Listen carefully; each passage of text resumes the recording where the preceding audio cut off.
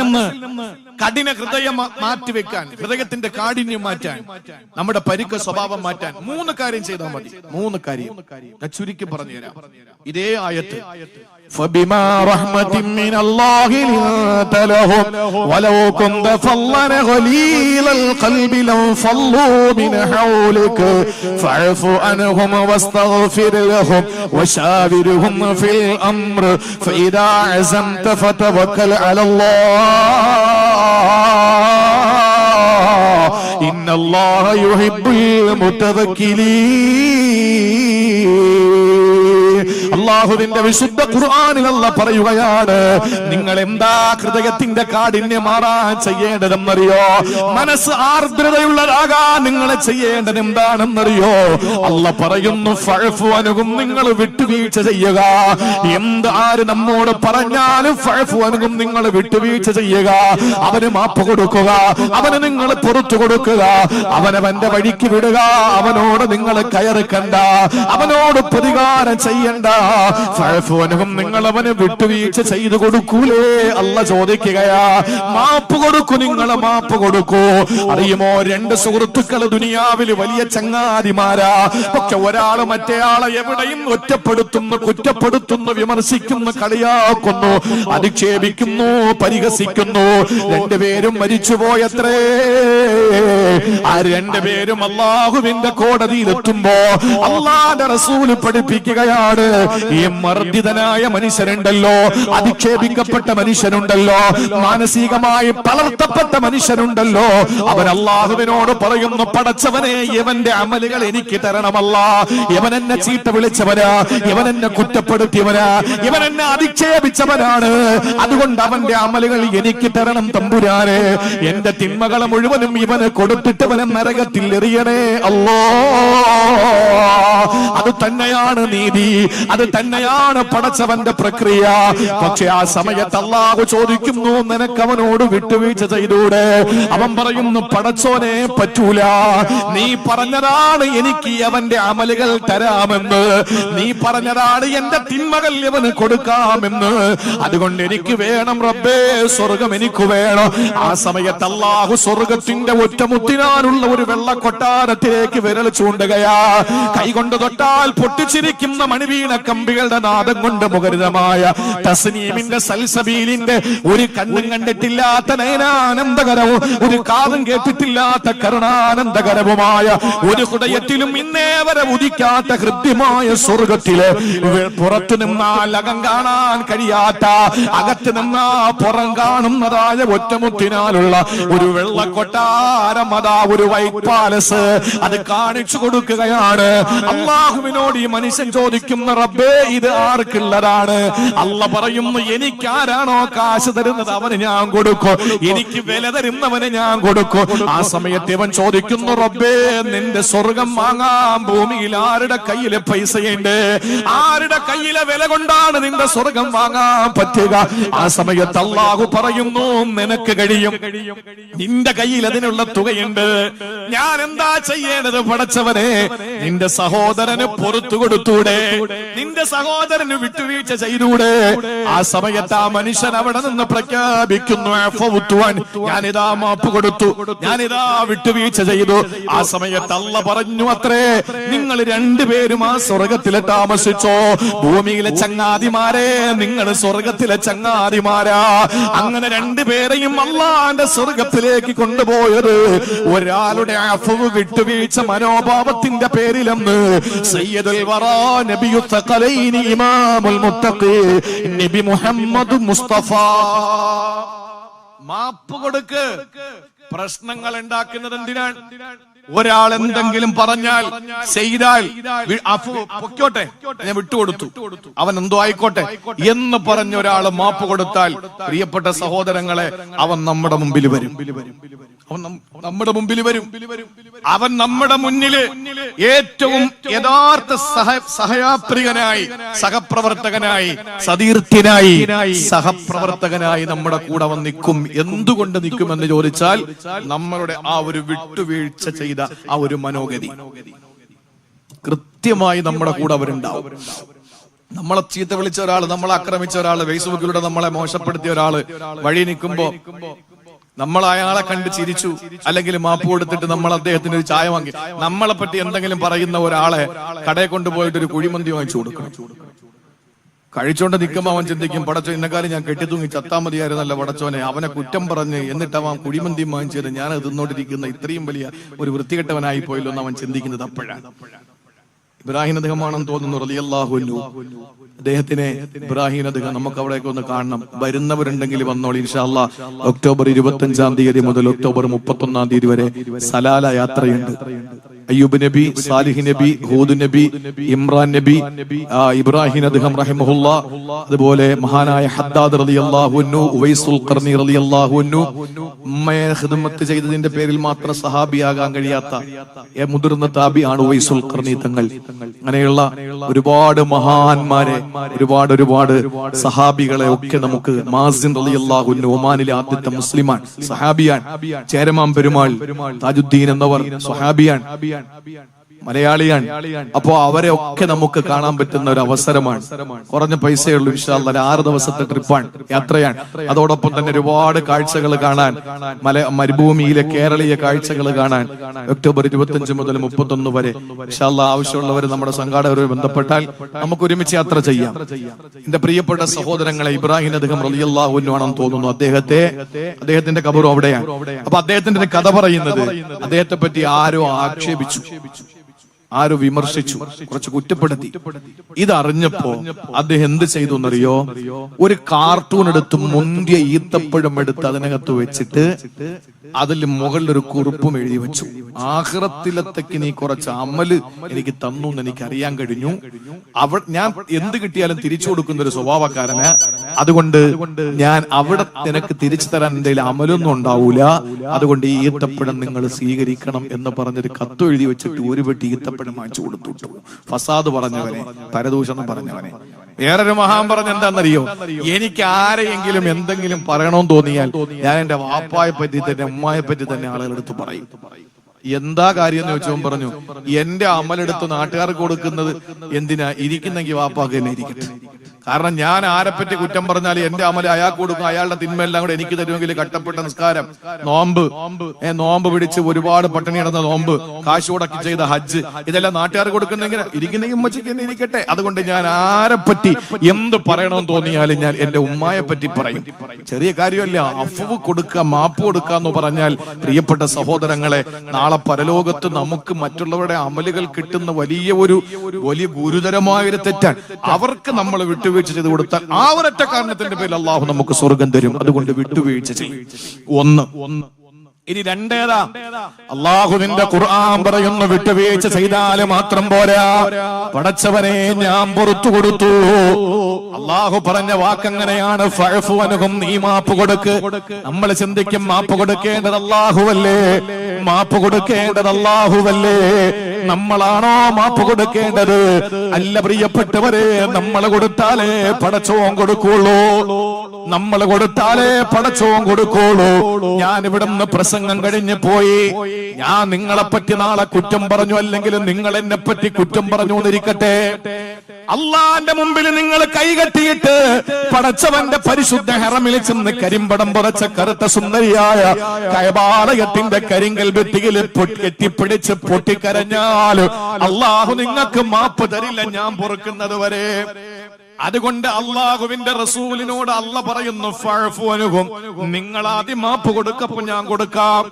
ലോകത്തുള്ള മുസ്ലിമിനോട് അല്ല പറയാണ്, നിങ്ങൾ കൊടുക്ക് നിങ്ങളുടെ സഹോദരന് മാപ്പ്, എന്നാലേ ഞാൻ കൊടുക്കുകയുള്ളൂ. നിങ്ങൾ മാപ്പ് കൊടുത്താൽ മാത്രം പോരാ, വസ്തഗ്ഫിർ ലഹും, പടച്ചവനോട് പറയണം, അല്ലാ ഞാൻ പുറത്തു കൊടുത്തു, നീയും പുറത്തു കൊടുക്ക്. ഇസ്തിഗ്ഫാർ കൂടെ ചെയ്യണം അവർക്ക് വേണ്ടിയിട്ട്, അവർക്ക് വേണ്ടി ദുആയും കൂടെ ചെയ്യണം.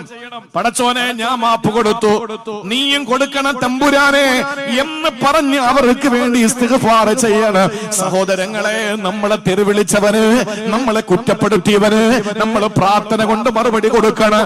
ത്വായിഫിൽ വെച്ച് റസൂലുള്ളാഹിനെ അധിക്ഷേപിച്ചല്ലോ, അല്ലാഹുവിന്റെ ഹബീബിനെ കുറ്റപ്പെടുത്തിയല്ലോ, അബ്ബാസിന്റെ തോട്ടത്തിൽ കയറി മുന്തിരി കഴിക്കാൻ വേണ്ടി ഇരിക്കുമ്പോ സഹോദരങ്ങളെ, സയ്യിദ് ഇബ്നുൽ ഹാരിസ് റളിയല്ലാഹു തആല അൻഹു വെള്ളമെടുക്കാൻ പോയ തോൽപാത്ര റസൂലുള്ളാഹിന്റെ മുന്നിൽ ആഗ്രഹിച്ച് ദാഹിച്ച് പരവശനായിരിക്കുമ്പോ ആ വെള്ളം എടുക്കാൻ കൊണ്ടുപോയ തോൽപാത്ര കമിഴ്ത്തി കാണിച്ചിട്ട് സയ്യിദ് ഇബ്നുൽ ഹാരിസ് തങ്ങൾ പറഞ്ഞു, നബിയെ, വെള്ളം അവര് തന്നില്ല, പട്ടിണിയാണ്. ദാഹിച്ച് നബി തങ്ങളുടെ തൊണ്ട പൊട്ടിക്കീറി.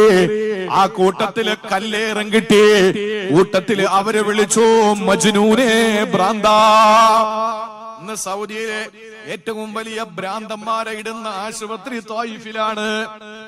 സഹോദരങ്ങളെ, ചിന്തിക്കണം.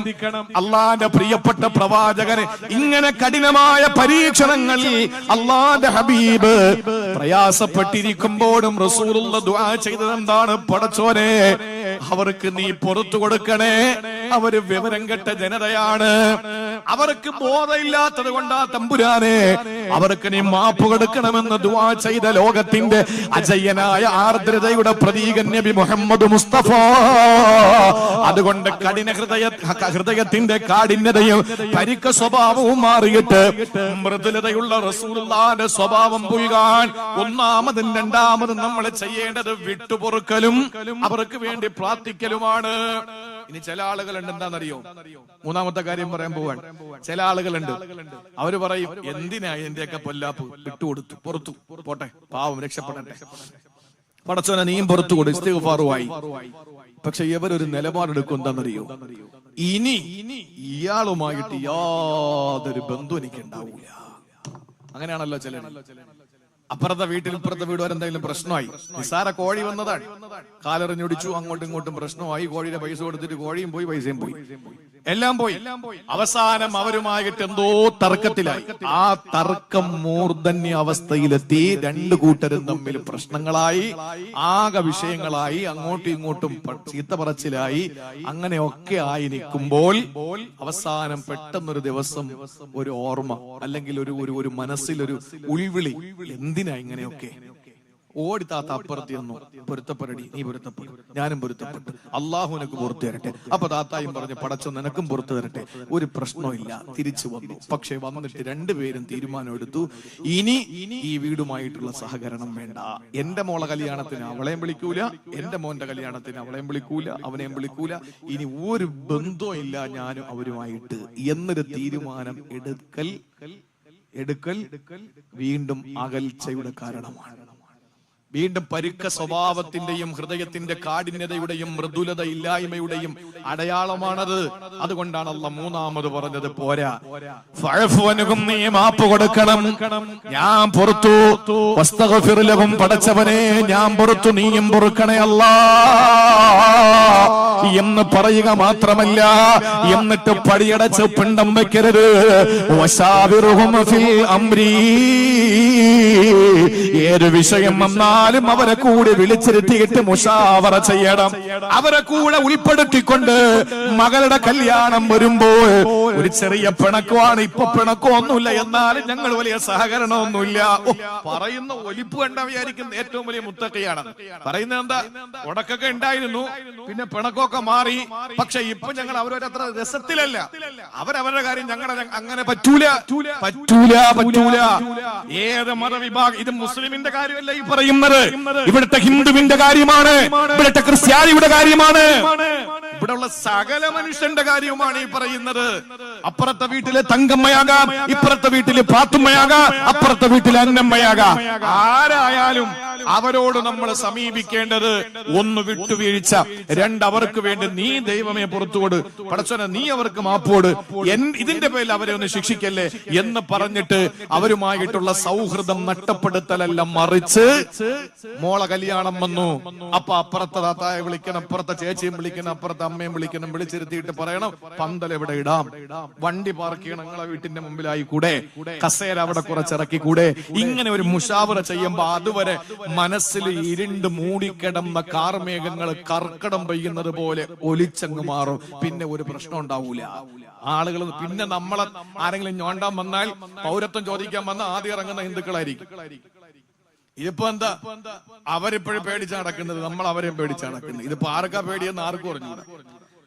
എന്റെ പ്രിയപ്പെട്ട സഹോദരങ്ങളെ, അതുകൊണ്ട് സ്നേഹം, ആ ആർദ്രത ഉണ്ടാകാൻ, ഹൃദയത്തിന്റെ കാഠിന്യം മാറാൻ, പരിക്ക സ്വഭാവം മാറാൻ, ഒന്ന് മാപ്പ് കൊടുക്കുക, രണ്ട് മാപ്പ് കൊടുത്തിട്ട് അള്ളാഹുവിനോട് മാപ്പ് കൊടുക്കാൻ പറയുക, മൂന്നാമത്തേത് അവരെ ഏതൊരു വിഷയത്തിലും ചേർത്ത് നിർത്തിയിട്ട് മുഷാവറ ചെയ്യുക. സഹോദരിമാര് ശ്രദ്ധിച്ച് കേൾക്കുക, അള്ളാഹു നമുക്ക് തന്ന ഏറ്റവും വലിയ പരീക്ഷണം എന്താണെന്നറിയോ?